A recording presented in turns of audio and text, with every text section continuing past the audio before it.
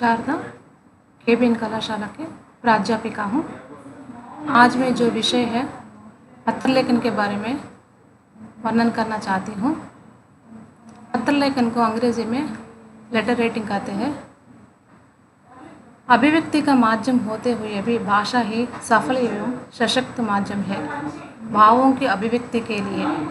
तो ईश्वर की तरफ से भाषा एक सबसे वरदान है। मनुष्य अपने मन की भावनाओं को, विचारों को अन्य लोगों को लिखित रूप से भेजते हैं, उसी को हमें पत्र कहते हैं। जो व्यक्ति सामने है तो उस व्यक्ति को हमें अपने मनोभावों को, विचारों को और कष्टों को, जो भी विषय हमें बोलकर विषय को दूसरे व्यक्तियों तक पहुंच सकते। लेकिन जो व्यक्ति कहाँ दूर रहे तो उस व्यक्ति को अपनी मन भावनाओं को, विचारों को अन्य लोगों को लिखित रूप से भेजे तो उसे हमें पत्र कहते हैं। तो पत्र मुख्य रूप से दो प्रकार होते हैं, औपचारिक पत्र, अनौपचारिक पत्र। औपचारिक पत्र को हमें अंग्रेजी में फॉर्मल लेटर कहते हैं और उसी प्रकार अनौपचारिक पत्र को इनफॉर्मल लेटर कहते हैं। तो औपचारिक पत्र के अंतर्गत व्यावसायिक और आधिकारिक हमें उसी को लिख सकते हैं, जब अनौपचारिक पत्र व्यक्तिगत और सामाजिक संबंधों के लिए लिखे जाते हैं। आज का विज्ञान के युग में मुख्य रूप से औपचारिक पत्र का उपयोग चालू में है, लेकिन अनौपचारिक पत्र को आजकल उपयोग नहीं कर रहा है। इसका स्थान पर स्मार्टफोन आ गए, इसलिए जो भी समाचार दूसरों व्यक्तियों को पहुंचाने के लिए ये मोबाइल फ़ोन को ज़्यादातर उपयोग कर रहा है। जो विज्ञान जितना भी विकास होने दो, आजकल औपचारिक पत्र को हमें उपयोग कर रहे हैं। इसका मुख्य कारण यही है कि हमारा समाज एक सभ्य समाज है।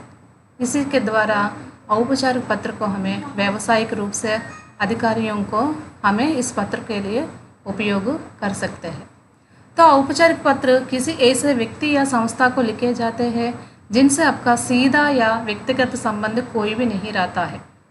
इसका उद्देश्य यही होता है कि व्यापारों के लिए और कोई शिकायत करना है तो और कोई आवेदन करना है तो सरकारी संबंधित और सार्वजनिक कार्य आदि के लिए इस पत्र को उपयोग करते हैं।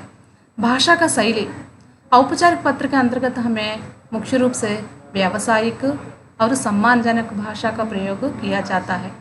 प्रारूप एक निर्धारित संरचना का पालन करना जाता है, जिसमें प्राप्तकर्ता का पता और विषय पंक्ति अनिवार्य रूप से लिखना चाहिए। औपचारिक पत्र के अंतर्गत हमें मुख्य रूप से देखें तो उदाहरण के रूप में आवेदन पत्र। आवेदन पत्र के अंतर्गत कोई नौकरी के लिए और कॉलेजी संबंधित, मुख्य रूप से कॉलेजी के संबंधित के अंतर्गत प्रिंसिपल के नाम पर माने प्रधान आचार्य के नाम पर हमें पत्र लिख सकते हैं। और हमारा पढ़ाई पूरा होने के बाद नौकरी के लिए ये औपचारिक पत्र को उपयोग करते हैं। तो उसी प्रकार प्रार्थना पत्र, प्रार्थना पत्र के अंतर्गत हमें छुट्टी पत्र, इससे पहले मैंने बोली थी ना छुट्टी पत्र, कोई बीमारी के कारण और कोई शादी के कारण छुट्टी रखना है तो हमें प्रधान अध्यापक के नाम पर ये छुट्टी पत्र लिख सकते हैं। दूसरा शिकायती पत्र, ये शिकायती पत्र के अंतर्गत हमें नगर पालिका के नाम पर लिख सकते हैं और कोई भी हमारा चीज़ खो गई है तो पुलिस थाना के पुलिस इंस्पेक्टर के नाम पर भी इस पत्र को लिख सकते हैं। और तीनवा है सरकारी पत्र, किसी अधिकारी या विभाग को हमें इस पत्र के अंतर्गत लिख सकते हैं। दूसरा अनौपचारिक पत्र, अनौपचारिक पत्र को हमें अंग्रेजी में इनफॉर्मल लेटर कहते हैं। अनौपचारिक पत्र उन लोगों को लिखे जाते हैं जिनसे आपके करीब और व्यक्तिगत संबंध होते हैं। इसका उद्देश्य यही होता है कि व्यक्तिगत बातें समझाना और भावनाएं व्यक्त करना और किसी को बधाई और कोई भी शुभकामना या सांत्वना देना है तो ये अनौपचारिक पत्र को उपयोग करते हैं। इसमें अनौपचारिक पत्र के अंतर्गत व्यक्तिगत और बातचीत वाली शैली का प्रयोग होता है। इसमें प्राप्तकर्ता का पता या विषय जैसे औपचारिकताओं को भी उपयोग नहीं होती है। इसके अंतर्गत हमें मुख्य रूप से मित्रों का पत्र, परिवार व सदस्यों का पत्र, बधाई पत्र, निमंत्रण पत्र आदि पत्र को उपयोग कर सकते हैं। अनौपचारिक पत्र के अंतर्गत माता, पिता, भाई, बहन, मित्र को आदि इस पत्र के अंतर्गत लिख सकते हैं। लेकिन आजकल का विज्ञान के युग में अनौपचारिक पत्र हमको दिखाई नहीं देता है। इसका मुख्य कारण यही है कि इसी के अंतर्गत हमें ज़्यादातर मोबाइल फ़ोन को उपयोग करने के कारण माता पिता और भाई बहन को, मित्र को हमें किसी का पत्र के लिए इस पत्र को नहीं उपयोग कर रहा है। तो इसी प्रकार हमें औपचारिक पत्र दो प्रकार के होते हैं, औपचारिक पत्र और अनौपचारिक पत्र। जो औपचारिक पत्र के अंतर्गत हमें उदाहरण के रूप में देखें तो बीमारी के कारण छुट्टी के लिए प्रधानाचार्य के नाम पर प्रार्थना पत्र हमें कैसा लिखना है, इसी के बारे में हमें आज जानेंगे। तो इसी के औपचारिक पत्र के अंतर्गत छुट्टी पत्र कहते हैं इसी को। इस छुट्टी पत्र के अंतर्गत बीमारी के कारण छुट्टी के लिए प्रधानाचार्य को प्रार्थना पत्र लिखना है। ये कैसा लिखना है क्या कि आज हम जानेंगे। तो इसी प्रकार पहले हमें पत्र को दाईं हाथ की तरफ से स्थान और दिनांक लिखना है। स्थान के रूप में देखें तो विजयवाड़ा और यहाँ उसके नीचे कामा लगा के और दिनांक लिखना है। और उसी के बाद बाईं हाथ की तरफ से सेवा में सेवा में इसके अंतर्गत हमें टू एड्रेस लिखना है, माने जिस व्यक्ति को हमें पत्र लिखना है उस व्यक्ति का पता। माने यहाँ हमें प्रधानाचार्य के नाम पर पत्र लिख रहे ना, इसलिए सेवा में प्रधानाचार्य KBN कॉलेज विजयवाड़ा। इसी प्रकार प्रिंसिपल के नाम पर यह पत्र लिखना है। सेवा में मैंने टू एड्रेस लिखने के बाद नेक्स्ट हमें क्या करना है, मैंने संबोधन करना है।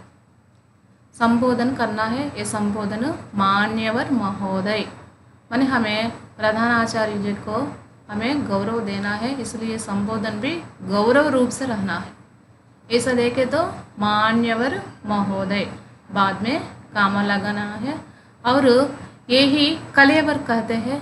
कलेवर पत्र का मुख्य अंग होता है, इसी को अंग्रेजी में बॉडी ऑफ द लेटर कहते हैं। तो इसी प्रकार हम कलेवर देखें तो सविनय निवेदन है कि कल से मुझे तेज़ बुखार हो गया है, डॉक्टर ने दवा दी है और 5 दिनों के लिए आराम करने के लिए कहा है। अतः मैं दिनांक 13 जून से 17 जून तक कॉलेज नहीं आ सकूँगा। अतः श्रीमान से प्रार्थना है कि मेरी छुट्टी स्वीकार कीजिए। इसके लिए मैं सदा आपका आभारी रहूँगा। तो इसी प्रकार कलेवर लिखते समय हमें शिष्टता से, सभ्यता से, सरल रूप से लिखना है, क्योंकि औपचारिक पत्र के अंतर्गत भाषा का शुद्धता होना है, शिष्टता होना है और सभ्यता के अनुसार ये कलेवर को लिखना है। तो इसी प्रकार बुखार के कारण 5 दिन का छुट्टी मांगते हुए प्रधानाचार्य के नाम पर ऐसा निवेदन करना है। अतः श्रीमान से प्रार्थना है कि मेरी छुट्टी स्वीकार कीजिए। अंत में हमें प्रिंसिपल सर को या प्रिंसिपल मैडम को, प्रधानाचार्य को हमें विनती करना है, क्योंकि ये औपचारिक पत्र है, इसलिए विनती करते हुए उसका आज्ञा लेना है। इसके लिए मैं सदा आपका आभारी रहूँगी या रहूँगा करके लिखना है। अंत में धन्यवाद लिखना है। अंग्रेजी में थैंक यू लिखते ना, वैसा ही धन्यवाद लिखना है। बाद में दाईं हाथ की तरफ से आपका आज्ञाकारी छात्र राजू जैन, BSc प्रथम साल और क्रमांक। तो इसी प्रकार पत्र का समाप्त ऐसा हस्ताक्षर के द्वारा होना है।